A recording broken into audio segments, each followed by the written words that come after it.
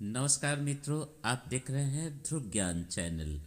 और आज हम एक ऐसे प्रश्न पर बात करने जा रहे हैं जो सदियों से मानव मन को डराता भी है और सोचने पर मजबूर भी करता है।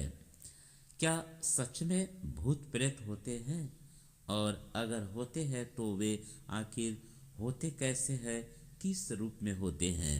क्योंकि एक तरफ विज्ञान है जो हर बात को प्रमाण से देखता है, और दूसरी तरफ हमारा धर्म, शास्त्र और अनुभव है जो कहते हैं कि यह संसार केवल वही नहीं है जो हमारी आंखों से दिखाई देता है। आज इस विषय को हम न डर फैलाने के लिए बल्कि सत्य को समझने के लिए जानेंगे।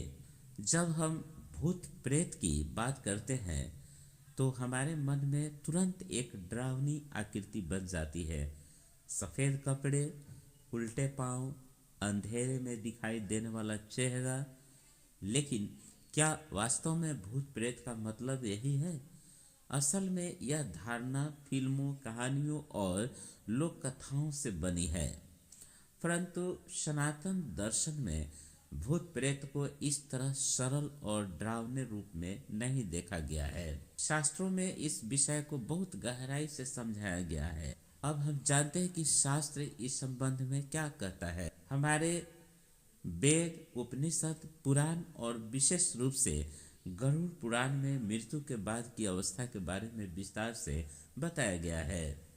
सनातन धर्म कहता है मनुष्य मरता नहीं है, शरीर मरता है, आत्मा अमर है। भगवत गीता में श्री कृष्ण स्पष्ट कहते हैं न जायते म्रियते वा कदाचित, अर्थात आत्मा न जन्म लेती है और न मरती है। तो जब आत्मा अमर है तो प्रश्न उठता है मृत्यु के बाद आत्मा जाती कहाँ है। यहीं से भूत प्रेत के विषय की शुरुआत होती है। अब हम जानते हैं भूत प्रेत का असली अर्थ क्या है। शास्त्रों में भूत शब्द का अर्थ केवल डरावनी आत्मा नहीं है।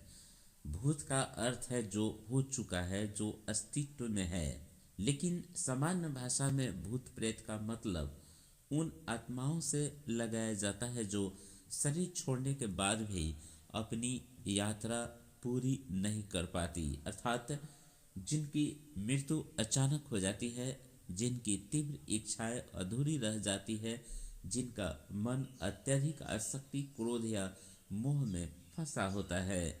ऐसी आत्माएं आगे की गति नहीं कर पाती। शास्त्रों में इन्हें कई नामों से जाना गया है, प्रेत योनि, पिशाच योनि, भूत योनि आदि।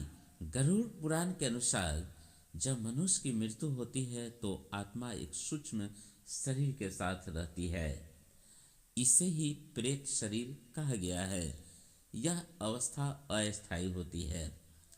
इस दौरान आत्मा अपने कर्मों के अनुसार अगले लोक या अगले जन्म की ओर जाती है। लेकिन यदि किसी कारण से आत्मा अत्यधिक मोह में फंसी रह जाए तो वही प्रेत अवस्था लंबी हो जाती है। यही वह स्थिति है जिसे लोग भूत प्रेत समझ बैठते हैं।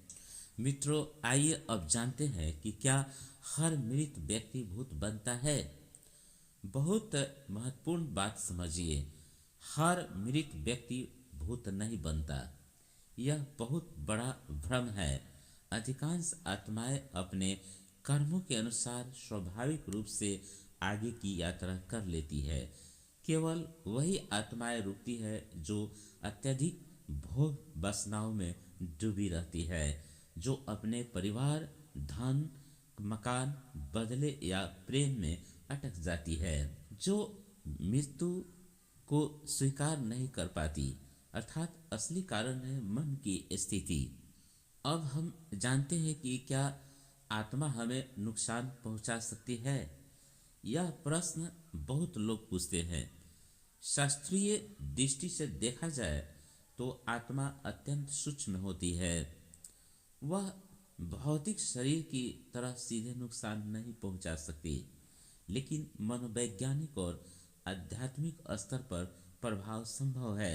यदि किसी व्यक्ति का मन अत्यंत भयग्रस्त हो तो उसका भय ही उसे अनुभव करा सकता है, क्योंकि मन जितना कमजोर होता है उतना ही बाहरी प्रभावों को बुलाता है। इसलिए अधिकतर मामलों में भूत प्रेत से अधिक खतरनाक होता है हमारा अपना भय। मित्रों, असली भूत प्रेत हमारे भीतर रहते हैं। अब एक बहुत गहरी बात समझिए कि अगर सही अर्थ में देखा जाए तो हमारे भीतर ही सबसे बड़े भूत रहते हैं, जैसे क्रोध, लोभ, ईर्ष्या, अहंकार, वासना और डर। यही वे मानसिक प्रेत है जो हमारे जीवन को नियंत्रित करते हैं। हम सोचते हैं भूत बाहर होता है, लेकिन असली भूत तो हमारे मन में बैठा होता है। भगवत गीता कहती है, मन ही मनुष्य का बंधन है और मन ही मोक्ष का द्वार है। अब जानते हैं कि क्या आधुनिक विज्ञान इसे मानता है। विज्ञान आत्मा को अभी प्रत्यक्ष रूप से सिद्ध नहीं कर पाया है। विज्ञान केवल वही स्वीकार करता है जिसे मापा जा सके, लेकिन विज्ञान भी यह मानता है कि चेतना आज भी एक रहस्य है। आज तक यह स्पष्ट नहीं है कि चेतना कहाँ से उत्पन्न होती है। इसलिए यह कहना कि भूत प्रेत बिल्कुल नहीं हो सकते, यह भी उतना ही अधूरा निष्कर्ष है जितना बिना समझे हर अनुभव को भूत मान लेना। मित्रों, अब जानते हैं इस डर से बाहर कैसे निकला जाए। सबसे बड़ा प्रश्न यह नहीं है कि भूत होते हैं या नहीं। सबसे बड़ा प्रश्न यह है, हम डरते क्यों हैं। डर वहाँ पैदा होता है जहाँ ज्ञान नहीं होता।